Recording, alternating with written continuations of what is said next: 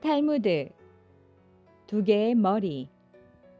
탈무드에는 올바른 사고 방법을 훈련시키기 위해 비현실적이지만 원리적인 이야기가 많이 실려 있습니다.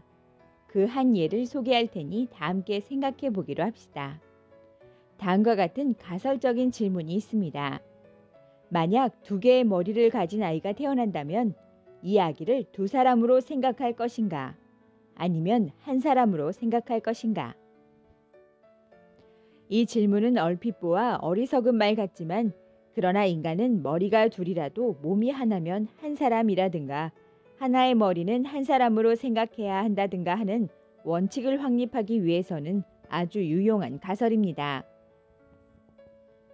유대교에서는 아이가 태어나면 1개월째 되는 날 교회에 데리고 가서 축복을 받습니다. 그런 경우 머리가 둘이면 2번 축복을 받아야 할까요? 아니면 한 사람이므로 한 번만 받아야 할까요? 또 기도할 때는 작은 사발을 머리에 얹는데 하나만 얹어야 옳을까요? 2개 얹어야 옳을까요? 여러분이라면 이 문제에 대해 어떤 해석을 내리겠습니까? 탈무드의 답은 명료합니다. 한쪽 머리에 뜨거운 물을 부었을 때 다른 한쪽 머리도 비명을 지른다면 한 사람이고 반대로 시원한 표정을 짓고 있으면 두 사람으로 봅니다. 나는 유대인이 어떤 민족인가에 관하여 이야기할 때 이 이야기를 자주 인용합니다. 즉 이스라엘에 있는 유대인이 박해를 받았다는 이야기를 듣고 자신이 그 고통을 느끼며 비명을 지르면 그 사람은 유대인이고 무표정한 사람은 유대인이 아닙니다. 이와 같이 응용 범위가 넓은 이야기가 탈무드에 많이 있습니다. 왜 랍비들은 설교할 때 이런 식의 우화를 많이 인용할까요? 설교는 잊어버리기 쉬우나 우화 형태로 전한 교훈은 오랫동안 기억에 남기 때문입니다.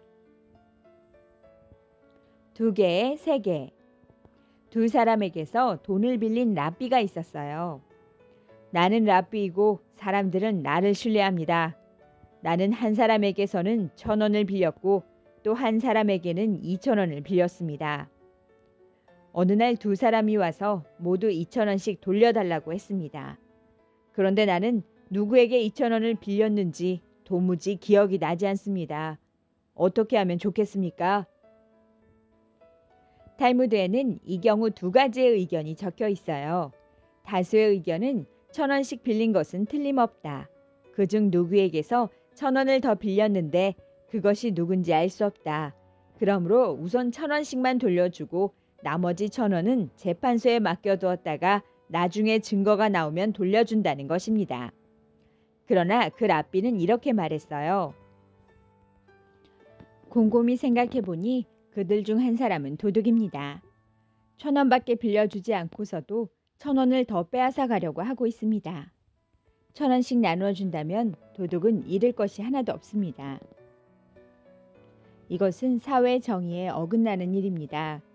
도둑이나 악인이 이득을 보고 처벌받지 않고 그대로 지내는 일이 없게 하는 것이 사회 정의입니다. 그러므로 두 사람에게 한 푼도 돌려주지 않는 것이 좋을 것입니다. 재판소는 전액을 몰수해야 합니다. 그러나 두 사람 모두에게서 돈을 몰수하면 도둑은 원래의 1,000원마저도 잃어버릴 것을 염려하여 집에 가서 장부책을 가지고 와서 자신이 1,000원을 빌려준 것이 확실하다는 증거를 제시하면서 1,000원을 요구할 가능성이 있습니다. 그렇지만 이 경우에 한 사람은 거짓말을 하고 있음에 틀림없습니다. 따라서 재판소는 충분한 증거가 나올 때까지 그것을 압수하고 있어야 합니다. 탈무드는 성서에 손을 얹고 선서하거나 양심에 비추어 보아도 자기 것이라고 주장한다면 나누어 주라고 말하고 있는데 이번 경우에는 어느 한 사람이 거짓말을 하고 있는 것이 틀림없으므로 선서를 시킬 수 없습니다. 거짓 선서를 해서는 안 된다는 것이 하느님이 내리신 10계명 중 한 계명이며 거짓 선서를 하는 경우에는 채찍으로 39번을 맞습니다. 선서를 하고도 거짓말을 하는 것은 큰 수치가 됩니다. 탈무드가 비록 페이지가 많은 책이라 하더라도 한정된 페이지 속에서 아주 긴 역사를 다루어야 하기 때문에 한 문제에 많은 페이지를 할애할 수가 없음에도 불구하고 이 논쟁에 대해서는 반복된 부분이 아주 많습니다. 이것은 탈무드에 있어서는 매우 진기한 예입니다. 그러나 잘 생각해 보면 이것은 결코 양립할 수 없는 것을 반복하는 것입니다. 그것은 두 개의 세계가 있다는 것을 가르치기 위한 의도라고 생각됩니다. 살아있는 바다. 유대인은 세계에서 가장 자선을 중히 여기는 민족일 것입니다. 그럼에도 불구하고 오늘날의 유대인 중에는 자선을 하라는 권고를 받지 않으면 자선을 하지 않는 사람들이 있습니다. 그런 경우 나는 다음과 같은 이야기를 합니다. 이스라엘에는 요단강 부근에 큰 호수가 두 개 있습니다. 하나는 사해이고 또 하나는 히브리어로 살아있는 바다라고 불리우는 호수예요. 사해는 사방에서 물이 들어오기만 하고 나가지는 않습니다. 그러나 살아있는 바다는 한쪽으로 새로운 물이 들어오고 또 한쪽으로는 물이 흘러나갑니다. 자선을 베풀지 않는 사람은 사해와 같아서 돈이 들어가기만 하고 나오지 않습니다. 자선을 베푸는 것은 살아있는 바다와 같아서 물이 흘러 들어가고 또 흘러나옵니다. 그러므로 우리들은 살아있는 바다가 되어야 합니다. 어떤 농장. 자선을 하느라고 어딘가에 돈을 바치면 사람들은 일반적으로 돈을 잃어버렸다고 생각하게 됩니다. 그러나 그렇지 않습니다. 실제로는 남에게 돈을 주면 그만큼 들어오게 됩니다. 나는 다음의 탈무드 이야기로 그 사실을 설명하고자 합니다. 큰 농장이 있었어요. 그 주인은 예루살렘 근처에서 가장 자선을 많이 베푸는 농부라고 알려져 있었어요. 랍비들이 해마다 그의 집을 방문했고 그는 조금도 아까워하지 않고 자선을 베풀었어요. 그는 큰 농장을 경영하고 있었는데 어느 해 태풍 때문에 과수원이 모두 망가지고 유행병으로 그가 기르던 가축들이 모두 죽어버렸어요.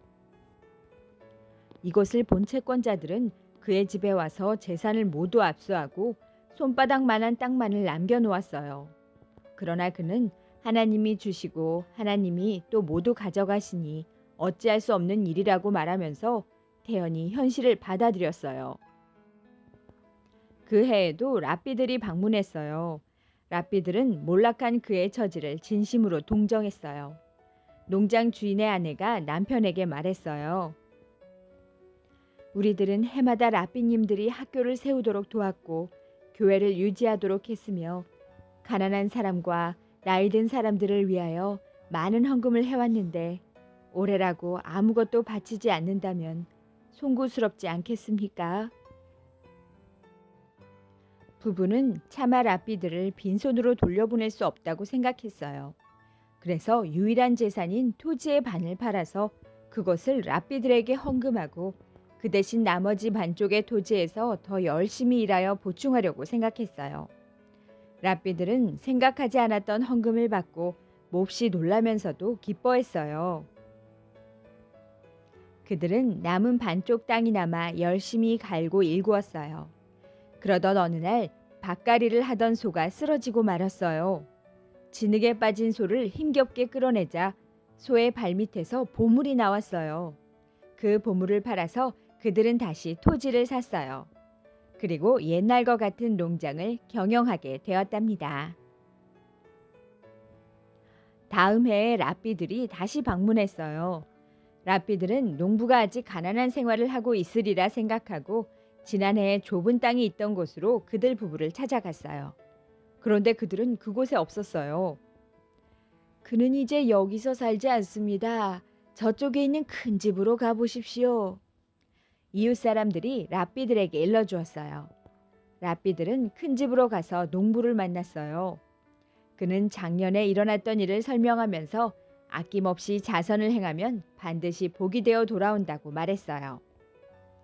나는 헌금을 거둘 때마다 이 이야기를 여러 번 되풀이했습니다. 그리고 언제나 성공을 거두었습니다. 진실과 거짓. 많은 사람들이 나에게 자신의 고민 상담을 의뢰합니다. 사람들의 고민은 모두 다릅니다.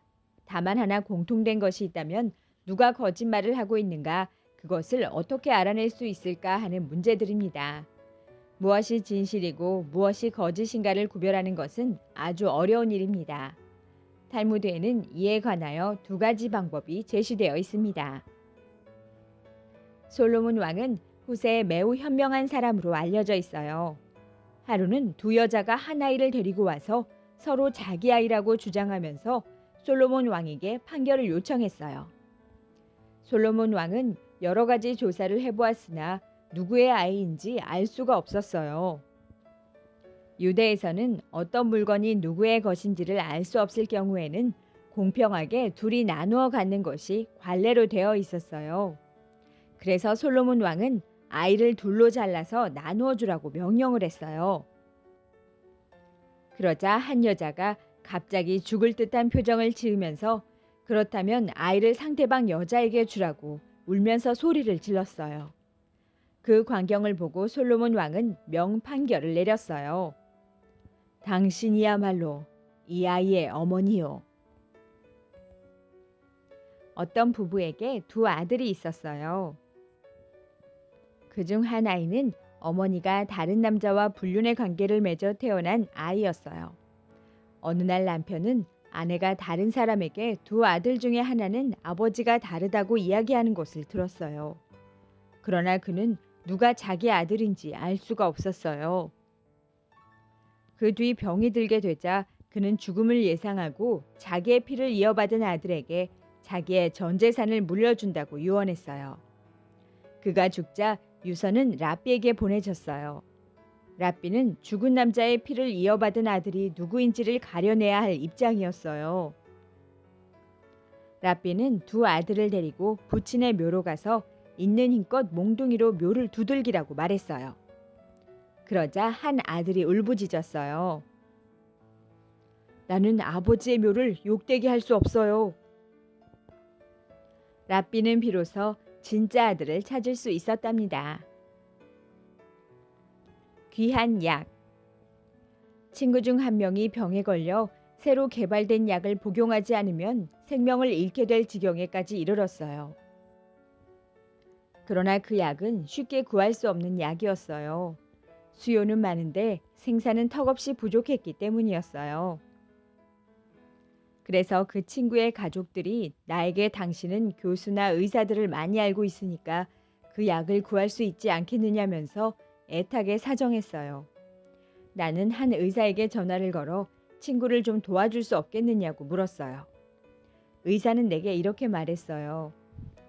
만약 그 약을 당신에게 주면 누군가가 그 약을 손에 넣을 수 없게 됩니다. 그렇게 되면 그 사람은 죽을지도 모릅니다. 그래도 당신은 나에게 약을 부탁하겠습니까? 나는 마침 생각나는 것이 있어서 탈무드를 펼치고 읽었어요. 어떤 사람을 죽임으로써 자기의 생명을 구할 수 있을 때는 어떻게 해야 할까요? 그 사람을 죽이지 않으면 자기가 죽게 되는 경우에는 어떻게 해야 할까요? 자기의 생명을 구하기 위하여 남을 죽일 수는 없습니다. 자기의 피가 상대의 피보다 더 빨갛다고 어떻게 말할 수 있을까요? 특정인의 피가 다른 사람의 피보다 더 붉을 수는 없는 것입니다. 이것을 내 경우에 적용시켜 보면 내 친구의 피가 그 약을 구할 수 없어 죽게 되든 다른 사람의 피보다 더 붉다고 말할 수 없는 것과 마찬가지입니다. 그래서 나는 이 문제를 그 가족들에게 어떻게 설명해 줄까 고민했습니다. 내 교구에 있는 사람의 목숨이 위독하고 가족들이 나에게 애타게 도움을 청하는데도 나는 친구의 죽음을 보고만 있었습니다. 나는 약을 구할 수가 없었습니다. 결국 그 친구는 죽었습니다.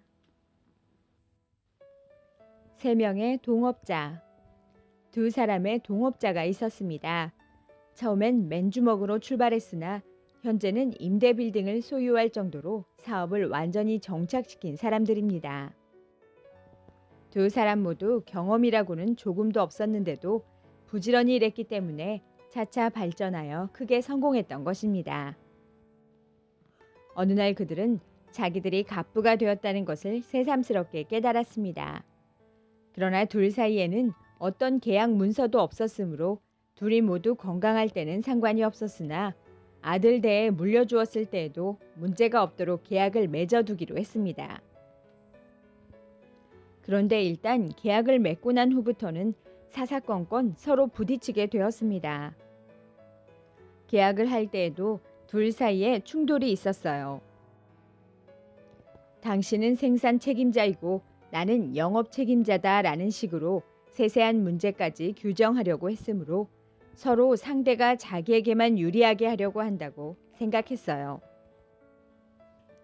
사업을 시작한 후 성공하기까지는 둘 사이에 어떤 충돌도 없었는데 급기야 금이 생긴 것이에요. 그들은 함께 나를 찾아왔습니다.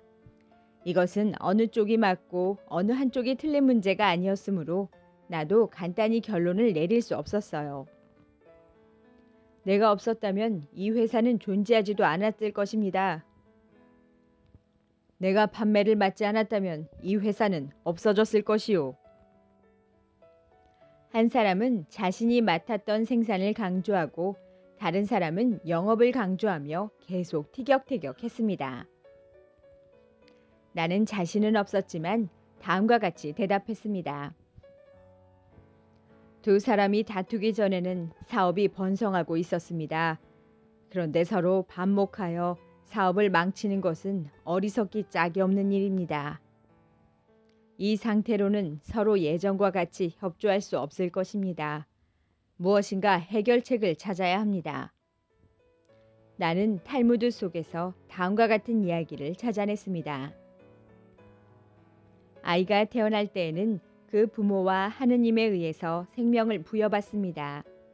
성장함에 따라 그 아이에게는 또 하나의 생명을 부여한 자가 생기게 됩니다. 그것은 스승입니다.